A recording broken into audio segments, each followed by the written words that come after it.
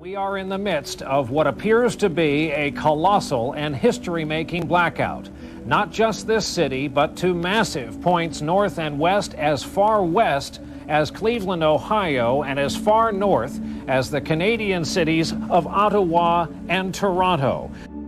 Office workers poured into the streets, traffic lights went out, and gridlock gripped Manhattan. Subways stopped dead in their tracks, and thousands were stranded underground.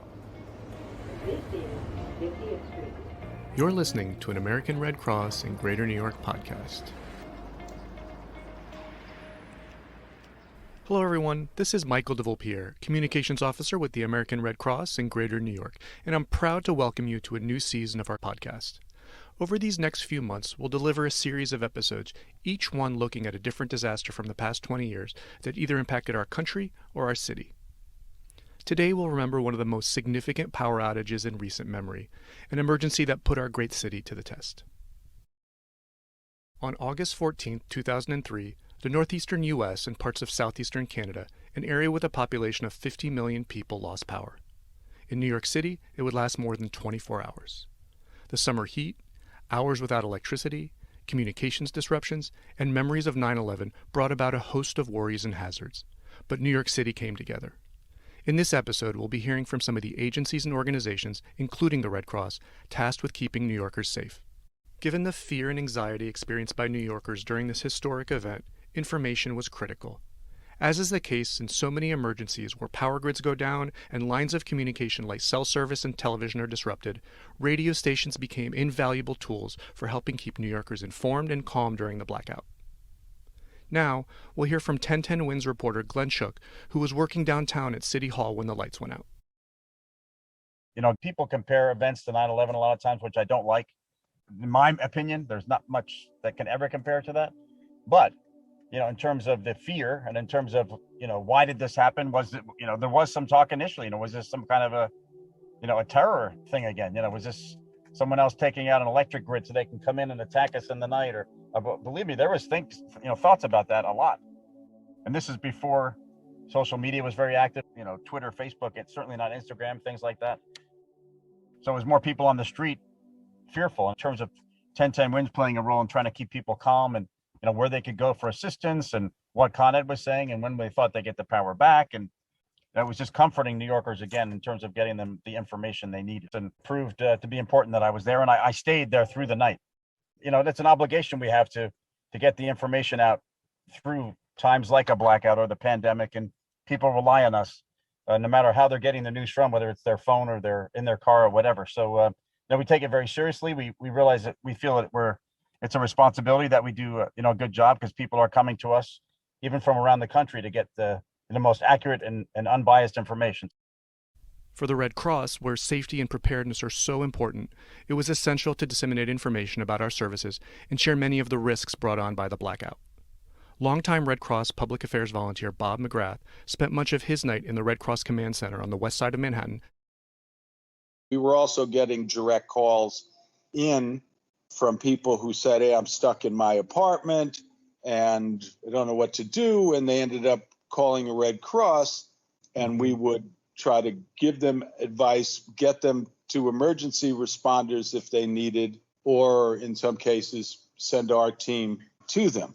What we were trying to get out to the media for the Red Cross's role at that point was safety, was blackout safety, was don't light 28 candles, don't use an inside grill, don't do things in the blackout that can be dangerous, even though you need to cook, you need to see, etc.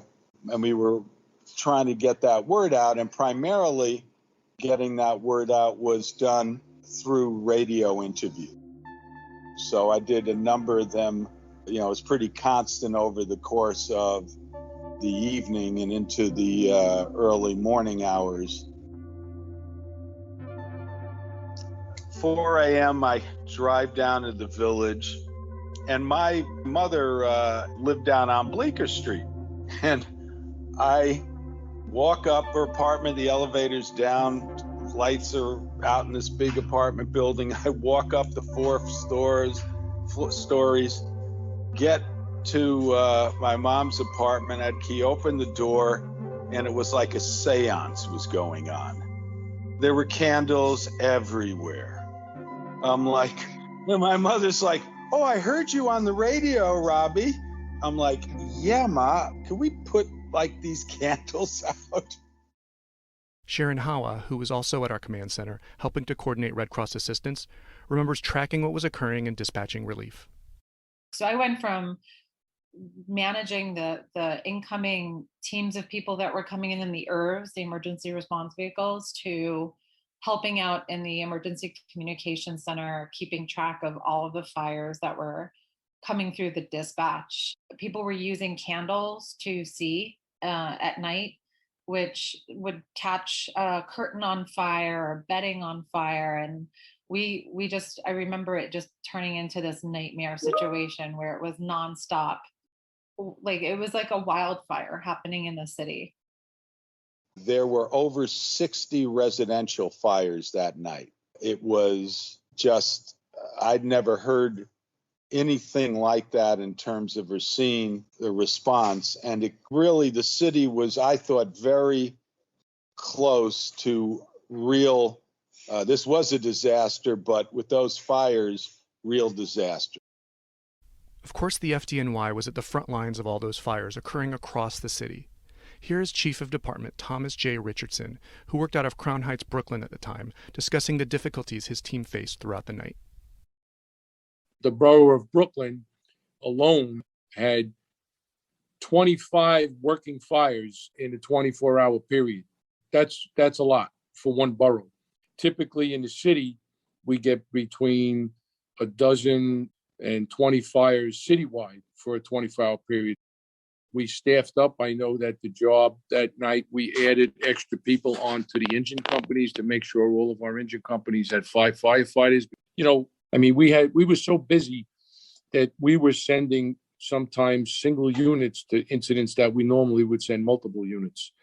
And I have always admired the Red Cross response when they come to fires and emergencies. And when we have people that need relocation, I always found them very professional. I always found them very compassionate, and we worked well together.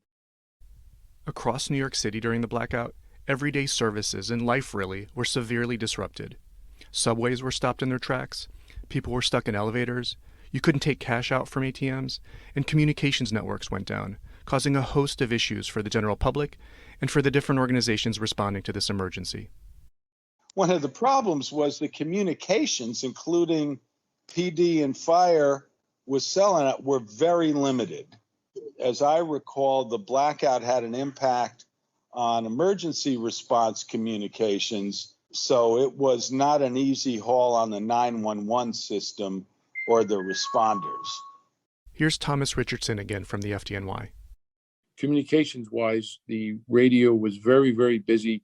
And so the dispatchers had all they had to try and maintain calm on the radio and get the units to respond where they needed to go. We had issues because when you have no power, right, we're relying on generator power. Our dispatchers were working hard to make sure that our communication links were up and running and continuously running. Because if we don't have communications in public safety, fire and EMS and PD, we're not able to get the responses. We're not able to respond in a timely way. So I think there were a lot of behind the scenes folks that deserve a lot of credit. And I'm sure in all the city agencies, all the technical experts, the computer experts, the communications experts were all collaboratively working to try and do their best. Here's Bob again from the Red Cross. We had activated, there were a group of volunteers then who were ham radio enthusiasts, and they had both a mobile truck with a ham radio, and then they had, of course, ham radio operators will have their base stations in their home or whatever, and a couple of portable units, and they actually were out working. We were communicating with them. In some cases, they were communicating directly with responders, including fire department in particular. Here's Sharon again from the Red Cross.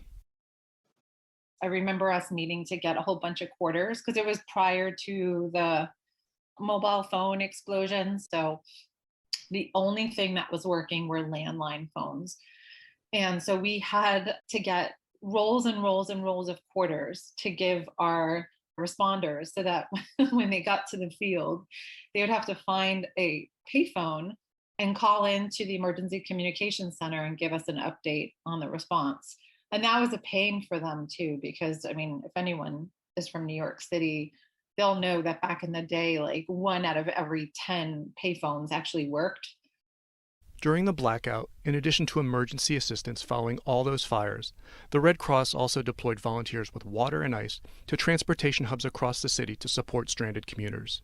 We also sent out our mental health workers to ease New Yorkers' anxieties.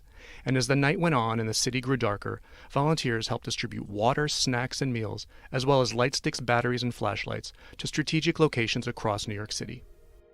What I remember the most is just how well we all gelled and worked together to get it done. I think that it was just a sense of camaraderie and a sense of achievement and accomplishment because we were able to band together and work on such this huge, tremendous response in this time of need in New York City. Anytime we have these types of large-scale emergencies, I'm always proud to say that I'm a member of the FDNY because this is what we train for. This is what we prepare for. And we're very proud of the work that our people do, responding to fires, medical emergencies, and other emergencies. And this was no different. We did our very best to try and help the people of the city of New York. Although the blackout was a troubling time for our city, as we've heard, we all came together. We at the Red Cross want to thank our partners, we want to thank our volunteers, and we want to thank all New Yorkers for their commitment to the well-being of their neighbors each and every day. This episode was produced by me, Michael DeVillepierre, and edited by Mackenzie Lynch with support from Chi Kong Lu. We'd love to hear more from you, our listeners. Please share, like, subscribe, or leave us a comment on your favorite podcast platform. We hope you'll join us for our next episode coming out on August 26th. Thanks for listening. Let's continue to look out for one another.